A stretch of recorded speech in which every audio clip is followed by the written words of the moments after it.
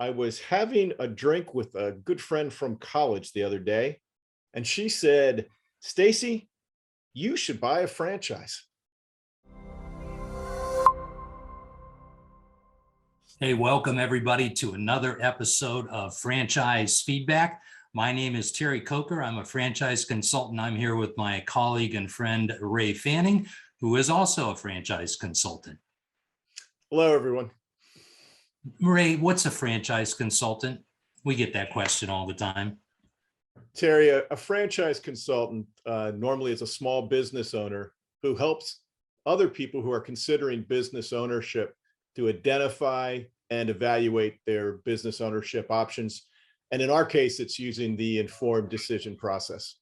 Yeah, simply said, we're small business owners who help other people become small business owners.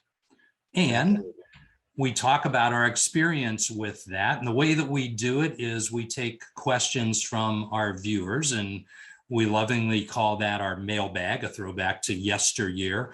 When letters would come in with questions. Today it's in our inbox. Okay, let's be frank about that. It's not in the mailbag, but we still like it. So Ray, what's in the mailbag this week? Terry, in the mailbag this week, we have a question from Stacy. And Stacy, thank you for your question. Stacy's question is, I was having a drink with a good friend from college the other day, and she said, "Stacy, you should buy a franchise." Oh, and her question is, Terry, why are people drawn to franchising? so Stacy's having a drink with a friend. Friend says you should buy a franchise. Well, why are people drawn to franchising? Stacy, that's a good question. Good question. Off the top of my head, as I think back over the past 12 months or so, there are some themes that come up. The first one that comes up for me is control. People want control. They want control of their work environment. Okay. People don't have enough say in the business decisions that go on. A lot of that comes from a micromanaging boss. I hear that all the time, and people don't mind being responsible for their outcomes as long as they can participate in the decision. So they want some control around that. That's the first thing that comes to mind. What about you? What's the first thought that comes to mind for you, Ray, when Stacy asks the question, why are people drawn to franchising? The first thing that came to my mind, Stacy, was economic need. Oh yeah, often, that's a good one. Thank you. Often people will start looking at a franchise because they need it. They've been laid off. For no fault of their own, good people sometimes can't stay at their current or their former position, and they're looking for something to replace it.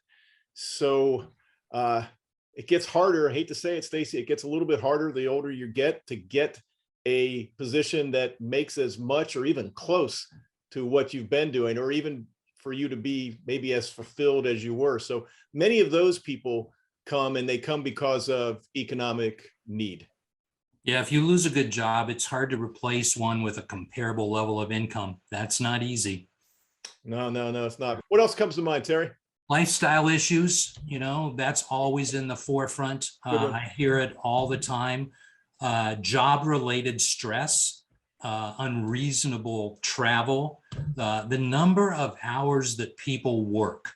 When I ask people, how many hours a week do you work on your job? Okay. Seldom do I hear 40, 50 to 60 is a normal hour. And this week, twice, I've heard 70 and 80 hours. And if you're working a 70 or 80 hour week, you don't have time for your family, right? And that's the other part of that theme that I hear. People want more time with their family. Yeah, that comes up a lot. Do you have another one, Ray? I do.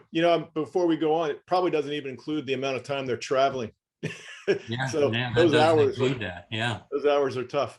I'll tell you, I did think of something else. One thing I hear an awful lot nowadays, and it's probably a combination of a little of everything we talked about, but it's about wealth creation and securing your retirement. People are drawn to franchising because they're looking to make more money, to have additional income streams. Maybe they have another business right now, maybe they have another job right now, but they want more and they want control. They have skills, and not just for themselves, not just for their retirement. Some of these people are also thinking about, what am I going to leave for my family? What am I going to leave for my loved ones? And I think wealth creation comes way, way up there and why people are so drawn to franchising. Yeah, when you start a business and develop it and build it, over time you have an asset that you can sell, and you can't sell a job. It's just that simple. That's one of the big differentiations between business owners and employees, having an asset that you can sell. Stacy, that's a great question. Thank you for sending that in. If you have a question that you'd like us to answer, really simple, go down below, comment box, schedule a question and answer call with us, or put a question in there, and you might be featured on the next episode of Franchise Feedback when we dip our hands into the mailbag.